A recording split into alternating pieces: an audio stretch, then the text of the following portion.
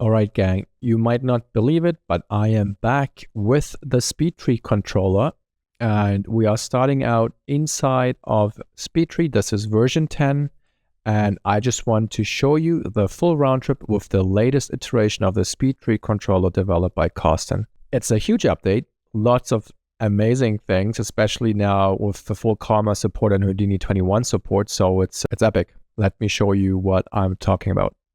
So this is like a pine tree. I created randomized versions, adjusted a little bit the structure here. And all we got to do now is export this, Control E. These are the export settings. You can find all of these settings in the fully adjusted help files that are inside of the Speedtree controller. So what I mean by that is you create the Speedtree controller. So let's just create a fresh geo. We can just call this tree, hop in here, create a Speedtree controller, a Speedtree importer like this. And this obviously comes in with our generic template tree. And as I said, if you want to check out the help, you just click the question mark on the node itself. This will launch the help in the browser, in the internal browser, and you get all the information that you might have. So before you bombard us with questions and emails, it's best to go through the docs because it's very detailed, very organized. There's also links to videos in here and also the Speedtree export settings with options about scene conversions. All the important stuff is definitely in here, but it does not ensure that every tree that you export from Speedtree will work, because we cannot just make sure all of the different scenarios work. So it's always best, if something does not work, provide a test scene, ideally the Speedtree file, plus the exported tree. If you have any debugging issues, and then obviously join the Discord. It's also on the node itself. You will find that under help, you get all the proper links to GUMROAD, to the Discord channels, the Speedtree official Discord, the Speedtree controller tool, HDA official Discord from Carsten, and the CG Lounge Discord as well. All right, so now back to Speedtree. Let's hit Control E. You'll notice I adjusted the branches. It speeds things up, but you can also obviously export as on the recommended settings on 4 if you want to really animate all the sub-level branches, but I'm confident with just having 2, and the rest is the default. Export. Select my little pine tree. Everything is being exported. Done. Now we can go to the importer. So before we get going, it's a completely refreshed internal setup. All the scripts, all the code, everything was rewritten pretty much to support new technologies and to also support Solaris, Houdini 21. There was quite a lot of changes, but it's a lot more optimized and fast. You can now have proper viewport shading. You have obviously the usual animation things. We have full RBD simulation setups, and I will show you all the stuff. So I just want to show you the first cool thing, which I like the most because I come from a lighting and shading background. It is now fully supported in Solaris using Karma. It's using Material X, so you can use any render delegate to render. And it has Primva texture paths, which is new to Karma, which allows us to specify textures on prims, and then we just have a single Uber shader to drive everything, which is way more efficient. And we've got old school way for a shader per material, essentially. Cleanup options here, but okay, let's go to Alembic import, and let's browse to our pine tree that we just exported. 60 megabyte is the tree. And now you can see it's looking for an STMAT file. This is brand new. And wherever I export it from Speedtree, it comes with an STMAP file, which is pretty cool, which means that whatever settings you have in the export from Speedtree, those settings or shaders or materials will be applied. So it's no guessing game. If you export EXRs, then you will get EXRs. If you export as PNGs, you will get those as well. All right, so we've got our tree now inside of Houdini, and we can obviously do now trunk animation. So now we get our trunk spines. You can see this is the anim. Similar, like nothing much changed on this side. You can obviously add 2 levels of rotation. This is now wind atom layer 1, now it's 2, so now it's also going in 2 axes.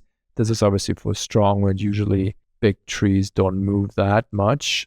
And you can also add, let's see, this is now the motion, just hitting play here, super easy. And then we can just go to next branch. So these are the bigger major branches, and you can see how they wiggle with the wind. It's quite a lot, depends obviously what you are after. But this is kind of the basic idea. And now we can go to tree mesh deform. So now we actually are deforming the tree. And there we go. Now we got also the materials. There was some viewport bug, I guess, but now we got the proper viewport shading working again. And we can also then do the leaves wind atom. And now we got the leaves as well. You can see they are wiggling. You can add noises to this. So it's quite, you can go through all these settings. There's quite the chunk of data and everything is documented. So it's pretty good. I'm just showing you kind of the basics, how you can get set up right away. And you can see that these tabs update depending on what node you're using. So the tree leaves, oops, I disconnected, just has the Solaris tab. So if you click here, it will now connect us to Solaris and everything is fine. Cool new thing that I'm super happy that it happened. You can now fully drag and drop nodes and it will connect everything properly. Before it didn't, and you had to manually connect these wires. Now it's all fine and dandy. What's going on here? I think it's just a legacy thing. Okay. So now we have the Solaris tab and we can now create the Solaris comma setup. You can see it's using stencil maps. What the hell is that? It uses this perma that I explained. You can add color correction nodes. So quite the options. My preferred setup is perma texture paths plus stencil maps. Stencil maps is a new way in Solaris, in Comma, to use opacity. Instead of going through the leaf opacity shader, you notice already that there's no opacity connected. It uses a new option in the stage that is essentially, this is now vex-based, but render geometry settings allows you to specify things on the geometry, and under, I think, shading, you've got the stencil map thing. And this essentially cuts out the geo, and it's like 4x faster than using opacity maps. All right, you can see that with Primvas, texture paths, the viewport shading is not supported. That is a known thing. I have already a ticket with side effects and asking for them to fix it, but we'll see if we get that. All right, so let's go back to that. I was just showing you the Primva thing. If we go back to per material thing, using stencil maps, create setup, does the same thing. You can see we've got way more materials now. Plus, if I go back up to stage, we now have actual viewport shading, which is pretty rad. It's great if you want to scatter things. But yeah, as I said, I'm a big fan of less nodes and more Uber shader systems. So I'll just delete this again. And we go back to object and we get rid of this. And we then go back to the approach. So otherwise, nothing changes. You can create the camera, you can create the dome light if you feel like you want them as a quick getting started, but you can obviously disable them and not have them being created. So create the setup again, and now we've got just 2 shaders, leaf and body. You also have the parameter control that allows you to control glossiness, workflows, displacement strength for clusters, leaves, and whatever. So it's easy to control. You don't have to jump into the network. You can just do it on that little thing. And yeah, if I hit render, let's see, comma XPU, here we go. It will convert the texture files to red files. That's map thing. So that might take a second. But now we have it, XPU. And it's extremely, I have to repeat, extremely fast with the opacity, with the stencil maps instead of the opacity maps. And you can see we got pretty good opacity. It's still kind of looking like it's an opacity map, but it's insanely fast. So background, let's go get rid of this, maybe do light, and you can see, yeah, it just renders super fast. And I'm a big fan. I'm really enjoying this. Yeah, and as I said, you will see that the translucency is working well. We get now proper backscatter on the needles. Before it was a little bit broken, that system, but now we've got using thin film setups. We've got displacement working properly. We can push normals. We can do all sorts of things out of the box. without much input, right? And it is your animated wind animation thing that is coming from coming from the sub level, so from the object context. You can see that the tree is actually animating when we skip frames. What you can do, you can cache it using the file cache. Let's see, we cache it here, maybe, let's see, tree, we just maybe do, I don't know, 24 frames for now, and it goes to my HIP USD file. I'd never saved, so let's do that quick. Projects, Speedtree, H31, let's do a new folder, Houdini, let's just call this demo. All right, and now let's do save to disk. What does it complain? Yeah, it doesn't like this, that not specify the save paths because it's coming in from the top level there. It's technically not a big deal. I'm not sure why it errors. It shouldn't have errored. Oh, that was a single frame. Let's see if we get a frame range. Boom, boom, boom, boom, boom. And it's supposed to just cache the geo and then do it like kind of smaller file size. You can see now it's definitely more responsive. It's not great, but it is now cached to USD and reading from a single file. Let's see if this is faster. Again, this error messages, they sometimes tend to stick around and don't go. Let's see if it updates faster. I'm not sure if it actually did anything. But either way, you have that now cached. If it's better or worse, I don't know. And what I wanted to show you too, which is a cool thing, you can quite easily just instance this tree and go nuts with it. So technically now, let's just get rid of this, doesn't matter.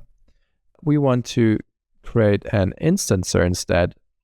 And we want to, let's say this is my forest. We want to do this, hook it up, and we say we want to do the full stage. So now everything is being instanced. And if we put a grid in here, grid like that, and we want to, let's do scatter a line. This scatters a couple of trees, points, I mean, and then we can randomize them, the rotations. We can technically just open this up, expand this so we can control it from the outside. And now we got trees. You can see lovely trees, and they should, you can see they all update based on the context, the subgeo.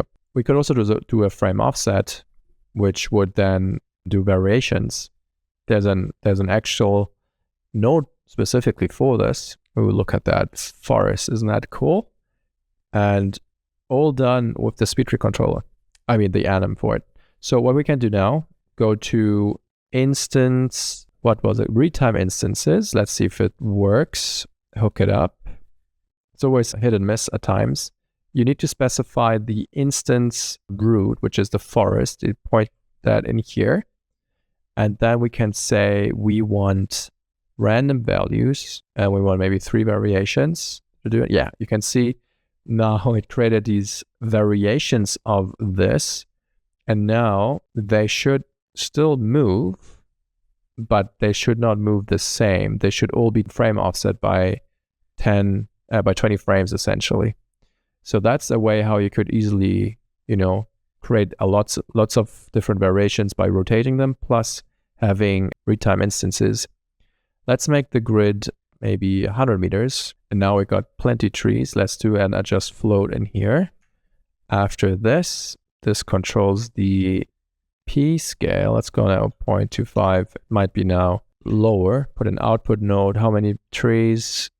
1400. Let's see how it works. Works just fine. Doesn't matter much. Let's do not the retime for now. And let's go to the dome light. You can see that the viewport culls the geometry just because it's quite heavy geo. Let's see if we hop to Solaris. Sorry, let's hop to Karma. I keep mixing them up all the time. And now it's still compiling, but now it's done. You can see we've got a pretty cool forest. They're all obviously the same in terms of size, but I can just lock this quick, hop back in here, go to my P scale thing, do a random between 0.25 and 1. And this should now, once updated, have different heights as well. Oh, that's a lot. What did I do?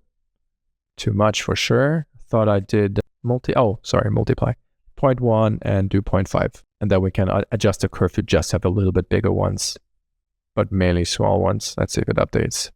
There you go. Let's drag this down.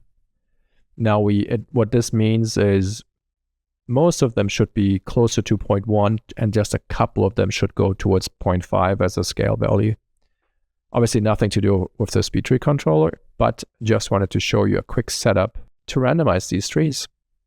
Okay, and surely this was just a very easy, simple overview of the Speedtree controller. And there is a lot more to discover. This was just the surface because I didn't touch up on any of the RBD sim setups.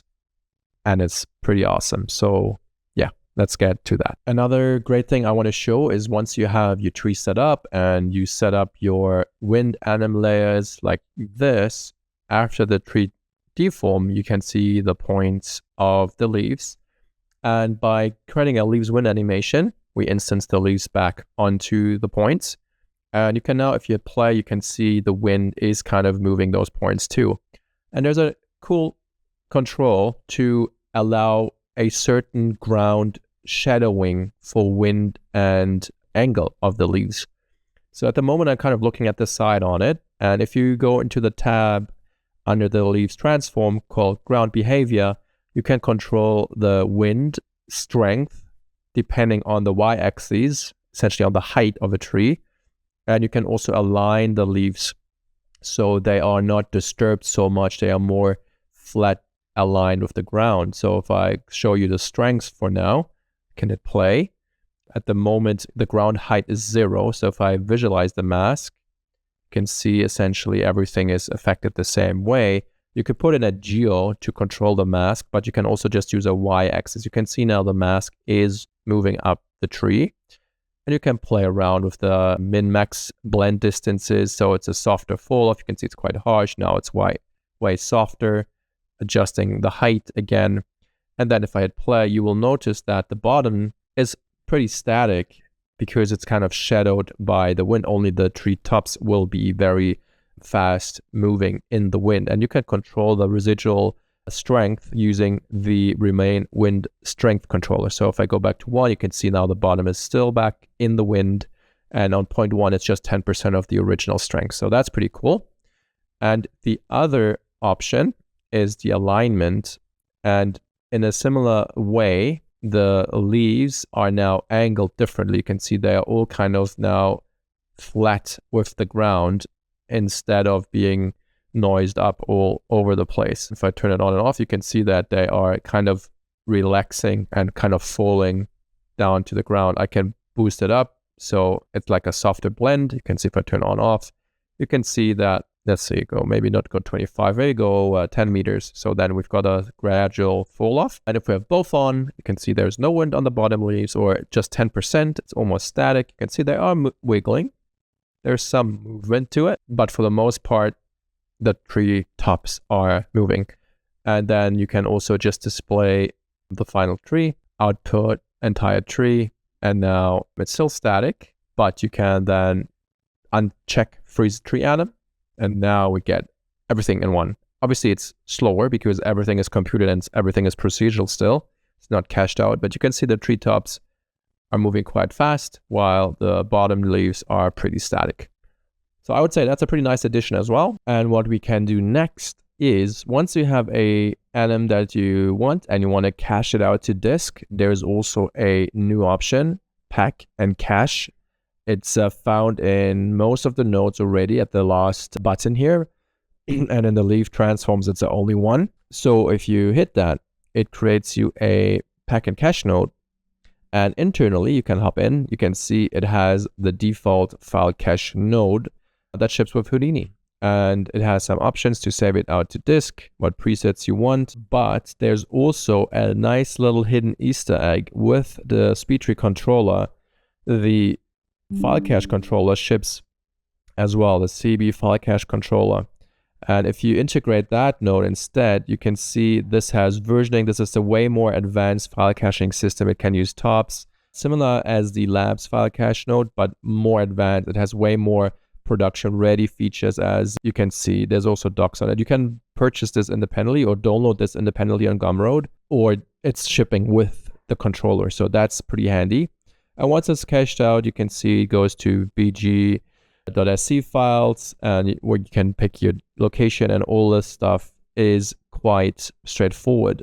Then you just have to save and cache it, and then you can load it from disk. And in the caching presets, you can cache all the inputs. So the whole thing is instant, is cached. You can just use leave nodes or whatever. So now this node is fully cached to disk. I used all inputs, and now the tree has been cached to disk. And you can load that in Solaris or wherever you want and use that. So that's pretty epic that the built-in caching is ready to go. And before I forget, another very cool thing that is new is in the tab menus. If you go to Speedtree, you can now see there are a bit more nodes. One is a cache and pack. Then we've got config ones as well, which is pretty interesting. So if you're not super sure how to hook it all up and set the values, there's like, let's say, a Stormy preset that you can just put in here, and it will generate you all the wind anim, leave anim, all that stuff. By default, it's you can see it's coming in and it's set on our template tree, which is always a good way to see how things are. And then you can see we have our big wind anim. It's doing like 2 axes and different, oops, I disconnected. And then different branch levels as well. You can see now all the the branches are moving. It's pretty stormy as a preset says. So probably quite rare that you would need this preset, but it just shows you what you can do. So now let's do a COM one. So where you can just type in COM or Speedtree. So config COM, create that, and it should generate us our configs for the for the tree COM. So there you go. And you can already, if you scrub, you can see, oh, that's nice and gentle. You can check the parameter, the layers, what's doing. Can see all the stuff that has been set down here, and that's a quick way to get started. So you can obviously then go to the tree, swap out your tree to a Alembic import one, and then you're good to go, ready with a basic setup. All right, this is where we left off in the initial part. So now let's go into the new advanced RBD system that Carsten put in place. So I'm just dragging over the existing tree. I could have obviously stayed in this branch, but I just thought it's probably good to just do a new branch to show off RBD. So it's the same tree being pulled in, nothing changed. Now, before we go into sim, let's make some adjustments just to speed things up. So reduce tree geometry, we can poly reduce it. So just have everything a little bit more snappy. Let's go just maybe 5%. That's a lot of it. Okay, that's too much. Maybe 10? What does 10 do? Maybe 10 is also too much. Let's go 20 then. And then, okay, this is better. Still quite dense, but this is what it is. And now we can go to RBD Sim Setup. So this creates us the RBD Sim node. And you can see it already colors all the different fractures. At the moment, let's just do maybe 1 max fracture level and go to the next step. So this has been before as well. It's a nice process drop menu which shows you where you are at and what you have to do next to get everything set up properly. For this, I'm just trying to be a little bit quicker, so I'm just reducing the resolutions where I can to speed things up. And this is a bit big, so let's reduce the amplitude and maybe reduce the resolution so it's also not too detailed. And yeah, you can see it's creating these cutoffs everywhere. You can use the exploded view scale to see what's actually happening, where it's being cut off. And yeah, this is all good. Let's go to the next tab, reassigning stuff. Then it's doing the main trunk fracture. We probably don't want this crazy resolution neither, so reduce amplitude so it's more or less straight. Obviously, you can fine tune this all the time for your specific needs. This will flatten the fracture sections, and now it will create the RBD simhulls, which takes a bit of time. This is the simhulls to be efficient for that, so that it creates these proxy geos. And then we can head over to tree constraints. So now in here, you can define when things should be breaking. If it should be more like a bendy tree, you can change these to be soft constraints, and it will just kind of bend over. And if we go to the sim now, we can use this example collider for the time being. And if we hit play, it will now sim and hit our tree. You can see, boom, it's quite sturdy. nothing happens much. Well, it does, but it's maybe you wanted more. So now you could probably adjust the brake strengths. You can reduce this so it, shatters quicker. You can make soft constraints. You can reduce the stiffness. So let's see what this does. And this is just showing you that you can quite easily adjust the parameters. You can see now it's quite bendy, bent a little and then kind of stopped. And you can also then have braking thresholds. So let's say the brake force is low, then it will bend and then snap. So lots of control there. That was a ground attachment. Actually, we can do the same with the main trunk, make it soft. Branches are soft. So now it's a pretty soft tree. I'm thinking it should be bending. So the base will bend and the tree as well. You can see how it's kind of wiggling now. So it's now way more dynamic. And yeah, it's just pretty nice because you can have all the control. You can see how it's now kind of flexing and wiggling, which is pretty cool. Anyway, so that is the basic idea. You can now also, you can see there's this instance to points option. So I could create a grid now and we can do a scatter align. Let's say we make this grid bigger. Let's go 100 by 100 like that, pretty big grid. And we could instance now, let's see how many we have, 1400 is maybe a bit much. So let's do a labs selection, random selection, and probably we can just reduce the overall coverage for now, just to get a couple trees. And then we can also just play with the random selection just to delete the selected. So we can just reduce it by 50%, 80, 90%. So now we've got 28 trees being instanced, and we can just do a null, let's say points. That will just create me a little out points thing. And then we can enable on the tree sim RBD node an instance to points, paste it in here. And then the sim fracture point, the fractured tree, the tree that we just prepared, can see now was being instanced. And now you could hit play again. They all will share the same constraints and all of that, but now they're all kind of in the same simulation. And you can see it already gets slower just because it has to go through more trees. Our little ball, you can see that one snapped off, the other one is wiggling. So they're all kind of now together, which is awesome already. So you can create like a dense forest. Let's say someone's walking through the forest. You could have that like a T-Rex, for example. And you could technically change our default here under, we've got Craig walking through stuff. So you can see there he is, Craig walking. Obviously it's now not matching, but you could also place trees. So if we don't do the instancing, I'll show you another cool thing. You can obviously hit enter and you can just move the tree. So let's be not so nice and put it right in front of our Craig. Let's see. Craig's walking with his hammer, going through the tree. He doesn't care. Walks right through it.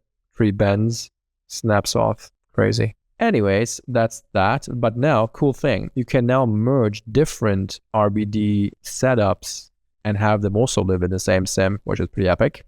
So I went ahead and let's just drag this over. Creates me a copy, essentially. And does also the poly reduce already. But I now want to create a different tree. And I went ahead behind the scenes between part 1 and this one, went to Speedtree quick and randomized 2 more variations. And we can hit cancel, actually escape to cancel this and go to importer. You can see it's pine tree, cancel, stop doing things, stop. All right, everything is halted. Finally, okay. Pine tree, we can just pick our var2. It's essentially the same tree. I click the randomize button and exported a var2. And now it will poly reduce. And now you can see you've got this one, which is different to this one. Similar, but different. If it's too similar, I went ahead and created another one, var3. So that should be more straight, I think. Come on, poly reduce, let's do it. All right, okay, it's not straighter, but it's different. So let's use this one. All right. And we can just click the RBD sim setup. It creates the same kind of structure that we just went through. We can copy everything. We can also just go to RBD sim. So now it will go through the process, setting everything up. And now how do we kind of merge one RBD setup with the other one? Very easy. Karsten went ahead out of his way to make it as easy as possible for you. Let's just wait until it's all set up. It's considering the proxy health, which always takes a bit longer. Once that is done, it's quite speedy. All right, there we go. Proxy. Oh, I didn't clean things up. So we have some weirdness going on, but it's easily fixable. But for now, let's just keep this. So in order to merge, let's say, the var3 tree with our original one, we need to make sure that provide tree source for external sim is ticked. So now it kind of bundles it up, makes it nice. And now we can, let's say, copy the node. We can go to our original one. I think it will do another pass to the proxy house just because I changed things. Let's see, compile. And yeah, so now we do have Craig and the original one. And now under merge RBD tree setups, you can enable the merge and it says point me to one, and you can just drag it or paste it or whatever in here. And you can now see, voila, we've got now 2 different trees inside the same sim. If I hit play, let's sim it. Let's see what Craig does with 2 trees. Oh, he just pushes the other one away as well. Look at him go. Wiggling. Both trees are very elastic still. And he just rips the one off, the same one. But yeah, you can see, super easy. You can just merge them and they are all simmed. It's pretty epic. Now, what else can we do? We can go to collision. We can use Heightfields. We can add our custom RBD object. So let's just go back to this one. Let's say we want a height field collision. We can just do a height field. Height, not from far, height field. Can't type anymore. What's going on? Click height field. That took too long. Let's go size 50 by 50. And we do HF noise. A little bit of a thing here. And we can just copy this one and put that into the height field collision. So now the trees are at the moment on this ground plane collision.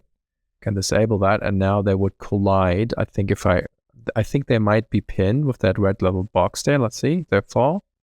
I think, yeah, they are pinned actually, but they would still collide. If they will break, everything will fall down essentially down to the height field. So let's disable that, hit enter, and move it down. And now it's kind of planted on here. And you can also instance things. So I could, let me just show what I mean.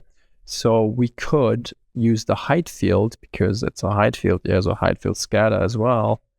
Use this to scatter trees on the height field. Maybe not so many for now. Let's just do 60, still much. Let's do 20. Nice. So we can copy, make sure we get rid of all these things. We just want the points. Can do random rotations too, but let's just copy these points. And in the tree sim, we can say instance to points, the same tree that we just had. And we still need to point it to our height field points, paste it. So now they should be instanced on these points we just created. Where are they? Did they not make it? P scale, what does it say? P scale should be there. Let's see. Maybe we should view from here too. There we go. So now they are being instanced. And because I moved the original tree, we should not have done that. Let's see where it was moved. Under the transform tree, you can see I've got numbers in here. Let's just make sure we null them out. And then it should hopefully, they should all be kind of at the correct position. And we can then go back to the height field and say, match normals with the terrain. We don't want to do that with trees. They should stand up straight for the most part. There we go. Then we can, I think, randomize the up. Should rotate them. No. Let's do the yaw then. But you can see it's essentially just using those points. What I'm trying to show you is you can use now height fields to have as a collision object. And you can now have, let's say, an avalanche or a rock rolling down here. It will collide with everything and then just roll down the hill. That's one idea.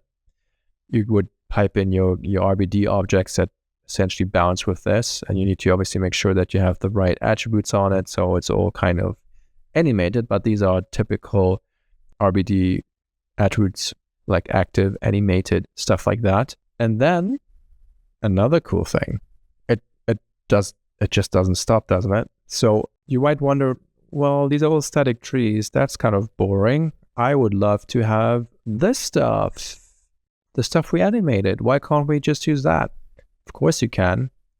You can see that if we go to, I don't know, one branch level here, that we still have the RBD sim setup. So let's go and see if we go to this level here.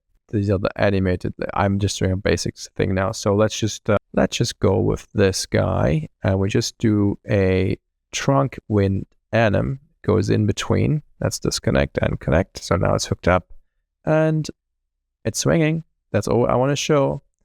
But now in the tree sim setup, for now, I'll just disable all the fancy stuff we just did, hitting escape here a couple of times while it's still doing the hell. So let's let this finish quick. You can see we still have everything on instance. So let's get rid of the instance points. Let's get off the height field collision, disable this ground plane. So now we're back to square one, and we have our wind anim thing, but it's still not. If I hit play, let's get this crack thing. Let's get crack back, move it over his face and hit play. We've got the wind anim, but the tree is static. That sucks. But there's obviously an option for it. So tree source state active or animated. Let's put it to animated. Hit play. Oh, it's swinging. Oh my God. And then boom, it still works flawlessly with the sim. Did you see how easy that was? I just checked the source state from active to animated, and it did work. So big props to Karsten. I know this has been real struggle, and I have countless of messages with Karsten, how fun he has on this. So if you could give him a shout out, I think he would really appreciate it, especially the controls you still have. Even though if it's animated, you now have tree activation states. You know, he thought of everything. You can visualize the activation. So let's see if we can actually see it. Boom, boom, boom. They are now kind of in the RBD land. They are stopped from being the animated source to the RBD kind of thing. And you can control it. You can be using custom masks. You can put a mask geo in here that, let's say there's a fire, like a huge forest fire, and you want a volume to drive these states. So they are nice and chill and animated, and then the fire wind comes, and then you just have a mask that goes over the geo to activate all of the RBDs all of a sudden. Amazing possibilities out there. So I hope this gave you a quick idea of what you can do, and there's more. There's tabs over tabs. You can add back by volumes. You can and have a volume field to drive stuff. You can obviously play with gravity if you want that. That's the most easy thing to do. Changing this, you can have things float up if they get whatever. I'm rambling, but yeah, I just want to show you how cool this actually is and how easy these tools are. And I hope you can see the blood and sweat that went into this, mainly from Karsten. I just always picked on him and said, why don't we do this? Why is the shader like this or that? So there's just, I gave him essentially feedback, but he really spent hours on this to make this epic. And I have to say, it's amazing what it can do and how flexible it is to create your custom stuff with this, do the instancing, merge RBD sims, pack and cache everything again, have things fast, export to USD, back into Solaris in USD, scatter more, do things, and yeah, it's a whole thing. There's lots to learn. I think there's quite a good learning curve with this whole setup, but luckily, as I pointed out before, all these nodes, I'm not sure I didn't scale with this, all these nodes are documented to the T, and I'm sure there's stuff that I missed, and yeah, read up on this. And as I said, the Discord is available for you, either the official CB controller Discord that you can grab from the help section, this guy, or the CG Lounge, which you are hopefully known by now. You can go there. There's also lots of discussions always. And then there's tutorials, documentations, whatever, GUMROAD links. Yeah, smash it up, explode your trees, make them look epic in Solaris now. Oh, by the way, you might have noticed we ditched support for other render engines. it's just the future, you know. Material X, that's the thing. There's no need for us to, you know, create 10 different shaders for 10 different people who use 10 different render engines. We just say, use Material X, use your render delegates, and if your renderer doesn't support it, then you should just talk to the developers from the render engine and not with Paul Carsten asking him to fix things. So I think the best way now is to just deal with it. It's USD, mainly the workflow, and then Material X and render delegates. So I could still switch to, I don't have it, but to Arnold, to Redshift, to V-Ray if they support the Hydra system, Hydra delegates plus Material X. I'm sure all of the one I mentioned does support all of this. So yeah, have fun. I hope this was good. And obviously, as always, let me know. I'm happy to go into more like a creative thing and like a specific use case, but I think this was a good overview.